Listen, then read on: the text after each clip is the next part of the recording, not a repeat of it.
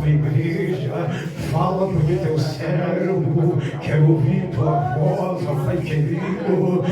Meu Deus, fala, Pai querido, no meio do seu povo. É o nosso desejo, é a nossa oração, em nome do Senhor Jesus. Amém. Quero cumprimentar a igreja com a paz do Senhor Jesus Cristo. Amém? Amém. Pode se assentar, irmãos. Toda honra, toda glória, toda gratidão, toda adoração ao nosso Deus. Quero agradecer a oportunidade de mais uma vez estar aqui juntamente com os irmãos para adorar o nome do nosso Senhor. Eu tenho uma palavra de Deus para a tua vida, meus irmãos. Às vezes a gente observa templos muito grandes, né, irmãos, que estão cheios de tantas coisas, mas o principal está faltando. E eu amo esse lugar, irmão Rudi, eu amo esse lugar. É aqui que a gente se sente mais à vontade, é aqui que a gente consegue abraçar todos os irmãos, e é aqui que a gente sente a presença do Senhor. Fico muito feliz também de ver esses jovens aqui. Deus abençoe, em nome de Jesus Cristo.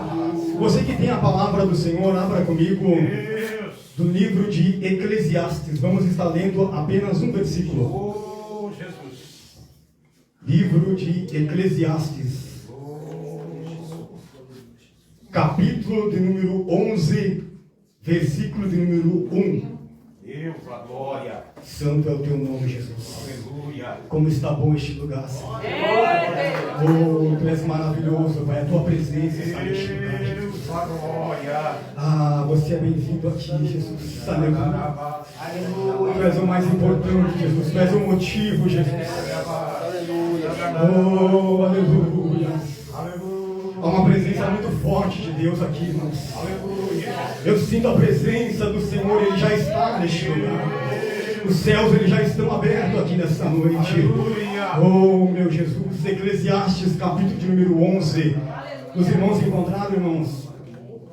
Eclesiastes, capítulo de número 11, versículo de número 1, a palavra do Senhor diz assim: lança o teu pão sobre as águas, porque depois de muitos dias o acharás. Se tiver um fundo para me ajudar aqui, vai ser bênção. Pode repetir comigo, irmãos? Eclesiastes capítulo 11. Lança o teu pão sobre as águas, porque depois de muitos dias o acharás. Irmãos, quem escreveu o livro de Eclesiastes? Salomão, filho de Davi, filho do rei Davi. A Bíblia vai dizer que ele escreveu 3 livros. Quando Salomão era mais novo, ele escreveu o livro de Cantares, quando ele estava mais apaixonado. Depois, Salomão escreveu o livro de Provérbios, quando ele estava na fase adulta. E quando ele já estava velho, ele escreveu o livro de Eclesiastes. O interessante, irmãos, que Salomão, quando ele reinou no lugar do seu pai Davi, a Bíblia vai dizer que na sua primeira oração, Deus ouviu a sua oração. A Bíblia vai dizer que quando Salomão soube que ia ser rei, na sua primeira oração ele disse: Senhor, eu te peço sabedoria. Porque, irmãos, a sabedoria, o temor do Senhor é o princípio da sabedoria. E a sabedoria é o princípio de todas as coisas. Preste atenção aqui, meus irmãos. E o interessante, irmãos, que na segunda oração que Salomão ele faz, Deus também ele responde. A Bíblia vai dizer que quando Salomão, depois de ter feito o templo que levava o seu nome, templo de Salomão, a Bíblia vai dizer que ele orou e Deus o respondeu. E a Bíblia vai dizer um versículo muito famoso que os irmãos eles sempre repetem: se o meu povo, que se chama pelo meu nome, se humilhar e se prostrar diante da minha face, eu ouvirei os céus. Este foi, irmãos, Salomão. E o livro de Eclesiastes vem da palavra eclésias, ou seja, Eclesiastes significa eclésias, que significa assembleia ou igreja. Irmãos, é interessante que Salomão, quando ele começa escrevendo o livro de Eclesiastes, ele começa dizendo assim: eu sou Salomão, filho do rei Davi, pregador e rei de Jerusalém. O interessante, irmãos, que você nunca se perguntou de onde que vem a palavra pregador. A gente hoje se intitula, né? Eu sou um pregador. Interessante que na Bíblia Sagrada apenas 2 pessoas se intitular um pregador. A Bíblia vai dizer em 2 Timóteo capítulo 1, versículo 11, Paulo ele diz assim, ó, que eu sou o apóstolo do Senhor, pregador do Evangelho e mestre dos gentios. Somente Salomão e Paulo se intitularam pregador. E Paulo, ele copiou Salomão, na verdade. E o interessante é que Salomão, ele explica por que ele era chamado de pregador. Eclesiastes capítulo 12, versículo 11, a Bíblia vai dizer que a palavra do sábio é como um prego fixado. O interessante, nós aprendemos aqui que pregador nada mais é aquele que prega. Pregador, ele não é somente um mensageiro que leva a palavra. Pregador, ele não é somente um arauto. Pregador também é aquele que prega e fixa o seu martelo, os seus pregos. E eu posso aqui acreditar, irmãos, que o pregador então é aquele que conserta o que está quebrado. O pregador é aquele que endireita o que está torto. O pregador é aquele que dá o fixamento, o alicerce e o fundamento. Aqui tem pregadores do Senhor. Aqui tem pregadores e vai ter mais ainda. Pregador, ele é aquele que endireita o que está torto. Pregador é aquele, como diz a palavra, que a sua palavra sai como um prego fixado. Aleluia. O interessante, irmãos, que aqui, nesse versículo que nós lemos, a Bíblia diz assim: lança o teu pão sobre as águas, porque de muitos dias depois o achará. Existem pelo menos duas interpretações desse texto. A primeira dela, irmãos, está dizendo que a palavra pão aqui, nesse contexto, significa semente. Ou seja, irmãos, o interessante é que parece aqui que a Bíblia está dizendo que é um desperdício, ou seja, eu vou lançar um pão sobre as águas, e parece um desperdício, não é verdade? Mas a Bíblia nos garante que você vai lançar o pão sobre as águas e algo vai voltar, o resultado virá. O interessante, irmãos, que Israel não é que nem o Brasil, porque aqui no Brasil nós temos chuva em todas as estações. A primeira interpretação aqui é lançar a semente sobre as águas. O interessante é que lá na Palestina, lá em Israel, existem pelo menos duas chuvas. Existe a chuva chamada temporã e a chuva chamada seródia. A chuva chamada temporã também é chamada das primeiras chuvas. E a chuva seródias é chamada as segundas chuvas. A Bíblia vai dizer que a chuva temperã é as primeiras chuvas que dá na estação de outono, entre o período setembro, outubro e novembro. E essa chuva é uma chuva muito importante, porque a primeira chuva que dá em Israel é a chuva que é importante para a colheita, ou seja, naquela época as chuvas elas choviam, os rios transbordavam e então os semeadores conseguiam lançar a sua semente. Os irmãos estão lembrados que quando Israel foi passar o rio Jordão, a Bíblia vai dizer que o rio estava transbordante.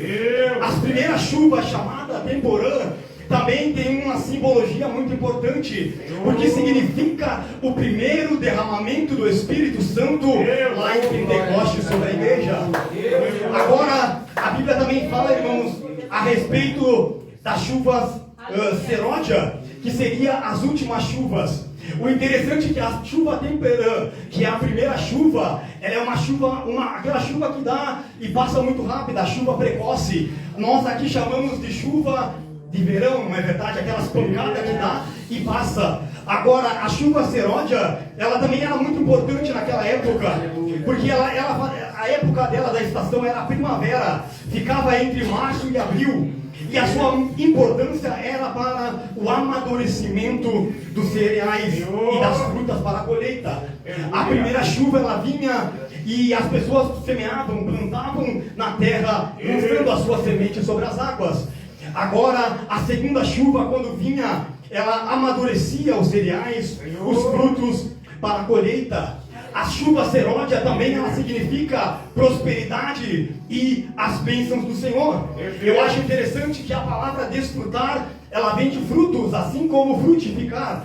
E Deus, ele nos criou, sim, no sétimo dia, depois de ter feito toda a criação, depois de ter criado o homem, Deus usou e criou o homem para desfrutar. E eu acho importante, irmãos, que nós temos que desfrutar todas as bênçãos que frutificam. Então, irmãos, a chuva seródia, que era as últimas chuvas, ela tem um significado também muito importante. A primeira chuva significa o primeiro derramamento do Espírito. Agora, a segunda chuva significa os últimos dias, os últimos derramamentos do Espírito Santo. O interessante é que a primeira chuva é uma chuva precoce. A chuva temporã, ela é uma pancada, ela dá e ela passa. Mas a chuva seródia, ela é uma chuva demorada, ela é uma chuva tardia, ela é uma chuva que demora a passar. E isso para nós vale muito, porque, irmãos, porque o primeiro derramamento do Espírito Santo foi no dia de Pentecoste, e agora a segunda chuva, ela ainda está caindo no meio do povo de Deus. A segunda chuva ainda está derramando até o dia da última colheita. O Espírito Santo está sendo derramado sobre a terra, e Ele está aqui nesta noite. Nesta noite, o Espírito Santo está sendo derramado sobre cada um de nós. O interessante é que esse capítulo 11, se você ler todo ele, a Bíblia vai dizer que tem muitas incertezas. Por exemplo, no versículo 2, a Bíblia diz que não saberás o mal que há de vir sobre a terra. No versículo 4, a Bíblia diz que quem observa o vento nunca semeará, é uma incerteza. No versículo 5, a Bíblia diz: assim como tu não sabes qual é o caminho do vento, é uma incerteza. No versículo 6, a Bíblia diz: porque tu não sabes qual da semente irá prosperar. O interessante é que em todo o capítulo a Bíblia vai falar sobre várias incertezas, mas agora tem uma certeza que a Bíblia fala: lança o teu pão sobre as águas, que eu vou te dar a certeza que tu vais encontrar. Aleluia. Agora, irmãos, a segunda interpretação é uma metáfora, é uma licença poética, ou seja, é uma expressão no sentido figurado, com uma base num pensamento particular. Os irmãos sabem, quem já pescou aqui já sabe. Eu, irmãos, particularmente falando, eu prefiro nadar, eu não gosto muito de pescar. E geralmente quem gosta de nadar não pode ir com quem gosta de pescar, porque não vai dar certo. Um vai querer pescar, o outro vai querer nadar, os peixes não vão, o pessoal não vai conseguir pescar, não é verdade? O interessante, irmãos, que algumas sementes que eram lançadas era semente de pão, que era o trigo, o girassol, a linhaça, a cevada, a chia, que são sementes importantes para o pão. E os irmãos sabem que uma das formas de pescar um peixe, vocês que já foram pescador, você que já pescou, você sabe, lançando o pão sobre as águas, o pão ele se torna uma isca. E eu pesquisei, irmãos, porque eu não entendo muito de pescaria. Existem muitos peixes que são atraídos pelo pão.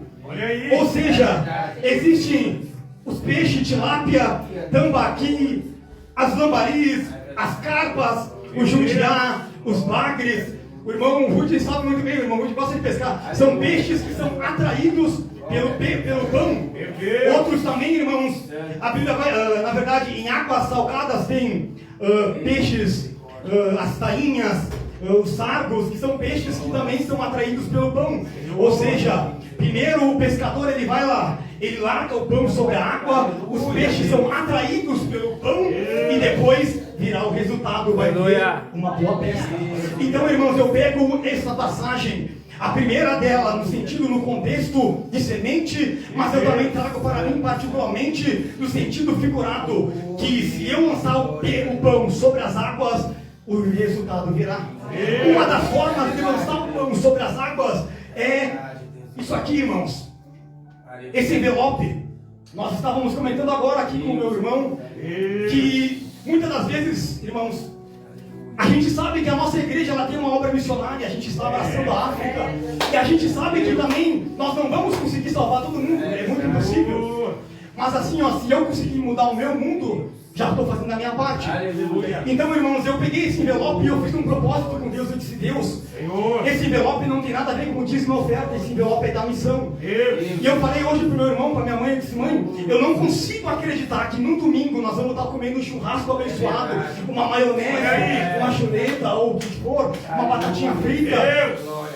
E os nossos irmãos lá estão passando fome. Se eu sei que a minha igreja tem essa obra missionária, eu tenho que criar vergonha na cara. Aleluia! Esse envelope.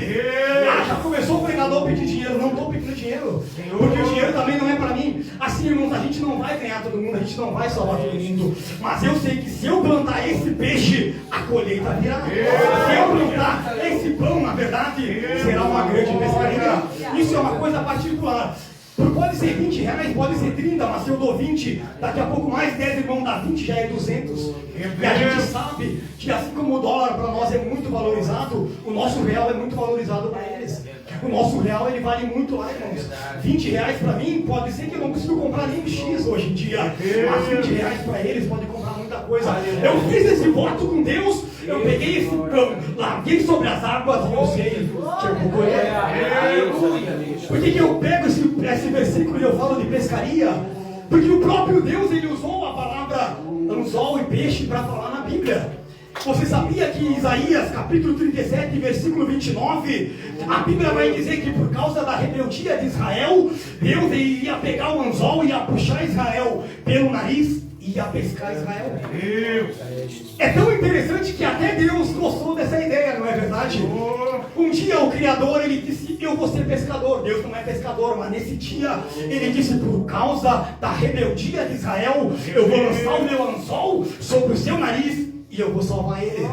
Eu via muitas vezes a minha mãe chorando de madrugada e orando, ou mulher que ora. A minha mãe orava 3 horas, 4 horas, e o meu irmão pegando coisa para vender, e os traficantes batendo lá, e os outros drogados indo lá, e eu orando, e eu dizia nesse versículo: Deus, um dia tu vai lançar o anzol.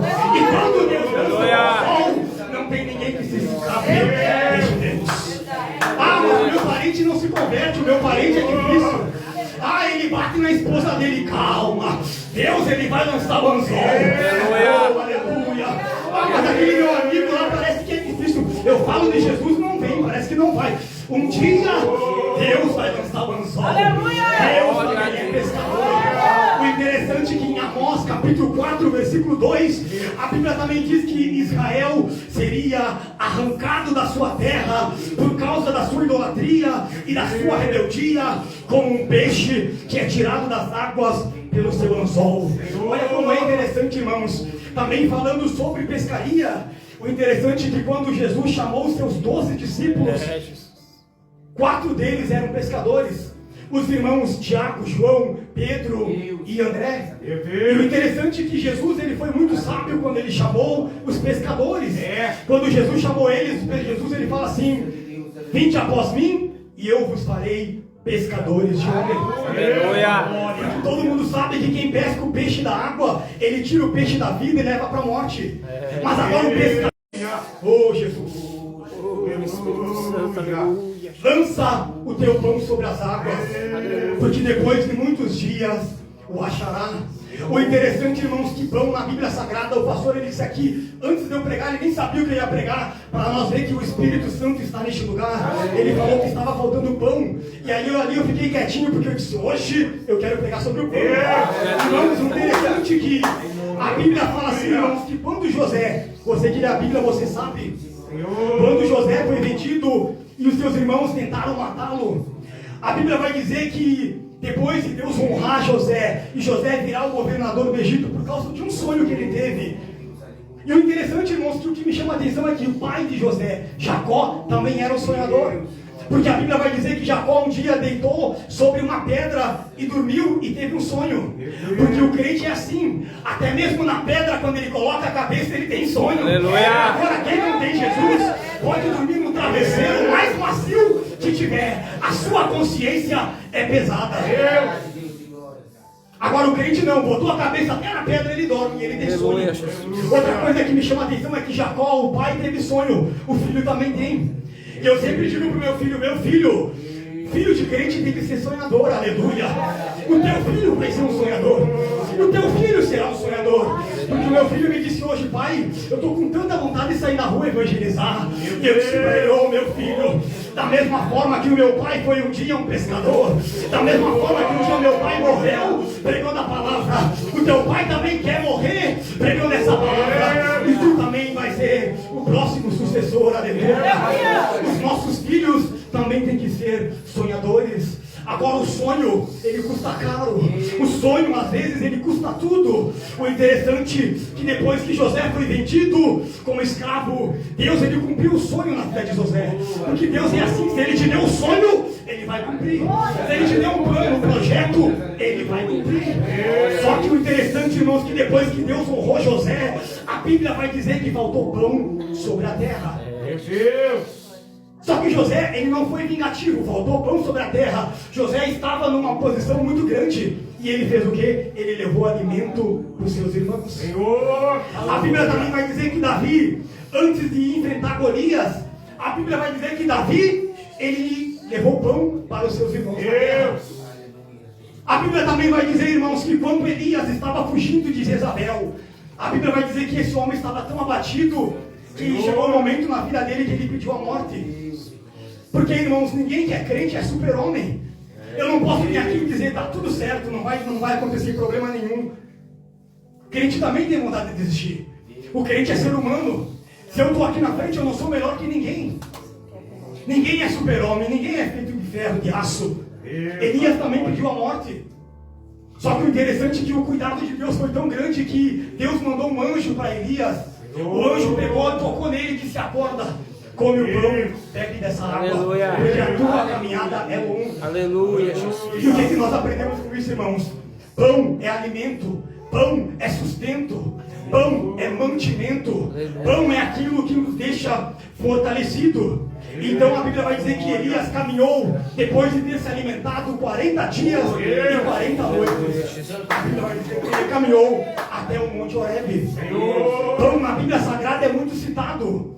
Mateus capítulo 4, versículo 4, Jesus ele diz assim: não somente do pão aqui da terra físico vai viver o homem, mas de toda a palavra que sai da boca de Deus. Aleluia. Porque, irmãos, o verdadeiro alimento é o que vem do alto. Jesus ele fala em João capítulo 6 e versículo 35: eu sou o pão da vida. O interessante, irmãos, que existe a forma positiva de pescar o peixe, mas também existe a forma negativa. A forma positiva de pescar um peixe é largando o pão sobre as águas. Porque, irmãos, largando o pão sobre as águas, o peixe ele virá.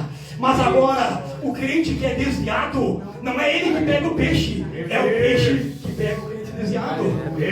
Vocês estão lembrados que Jonas, ele não pescou o peixe, foi o peixe que pescou Jonas. Este é um alimento negativo.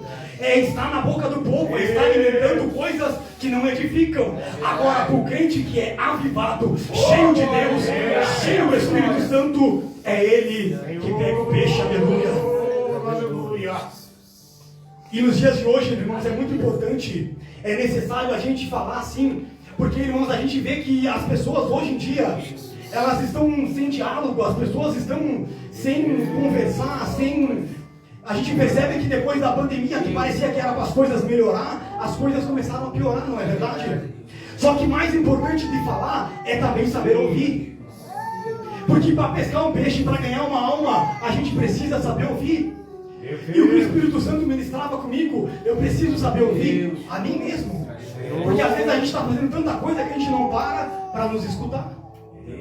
Eu preciso ouvir a mim, mas eu também preciso ouvir a Deus. Aleluia. Eu preciso ouvir a Deus, mas eu também preciso ouvir o clamor do meu próximo. O interessante, irmãos, que a Bíblia diz: lança o teu pão sobre as águas, porque depois de muitos dias o achará.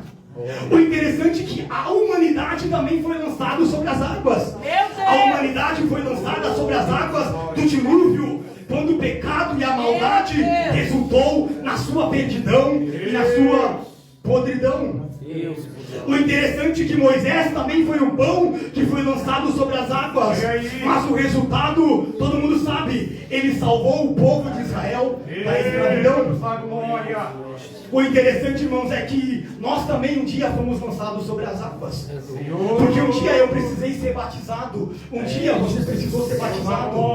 E depois do batismo, depois que nós fomos lançados sobre a água, veio o resultado. E o resultado foi o quê? Foi a lavagem. O resultado foi o quê? Foi o novo nascimento, foi a regeneração. Tiago capítulo 1, versículo 15, a Bíblia diz assim que a tentação ela vem pelo desejo carnal. E depois da tentação traz o quê? O pecado. E o pecado ele traz o quê? A morte. Meu Deus. Só que o interessante é que Tiago capítulo 1, versículo 15 diz que o pecado traz a morte. Só que no versículo 18 a Bíblia diz assim: que a palavra traz a vida.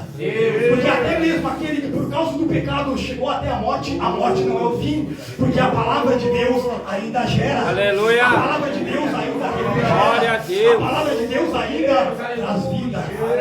O mesmo pecado que mata a humanidade, Tiago capítulo 1, versículo 18 diz que a palavra ela traz vida. Glória a Deus. Aleluia. É por isso que Salomão, quando ele fala em Provérbios, capítulo 11, versículo 30, preste atenção, irmãos. Olha o que Salomão, o mesmo que escreveu Eclesiastes, ele diz, Provérbios, capítulo 11, versículo 30.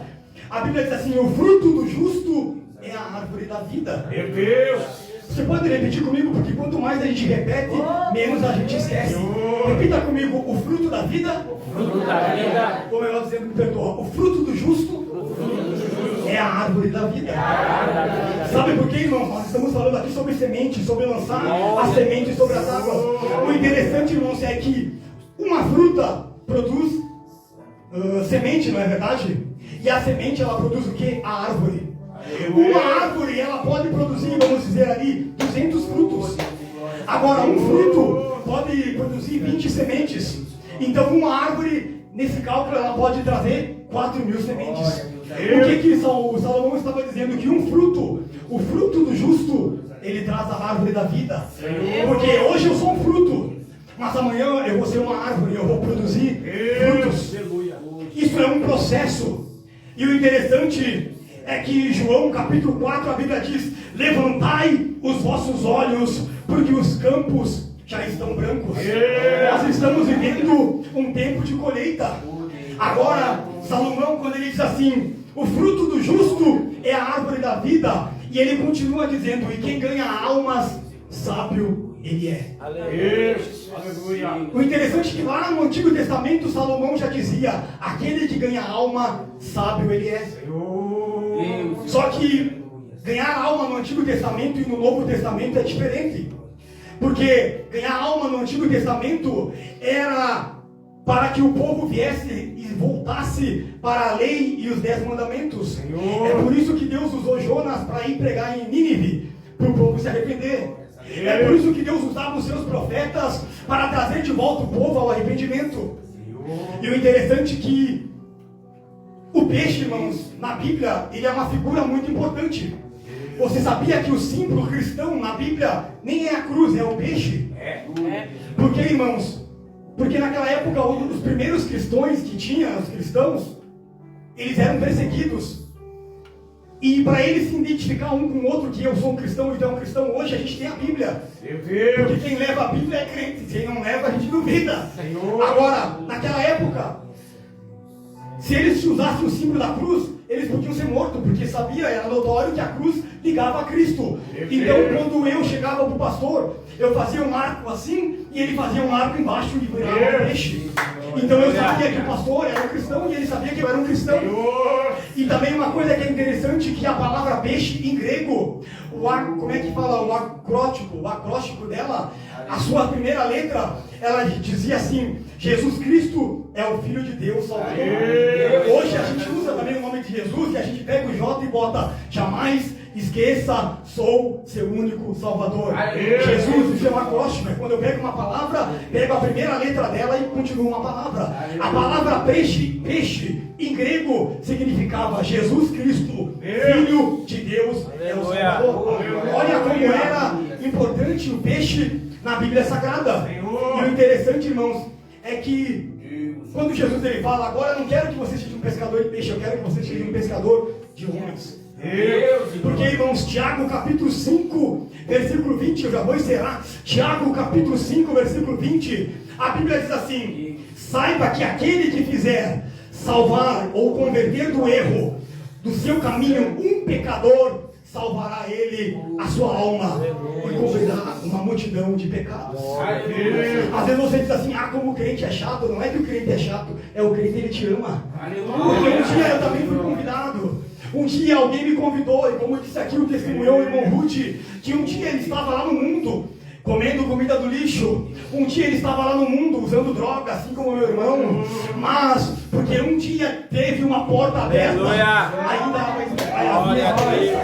um dia um pregador pregando, um dia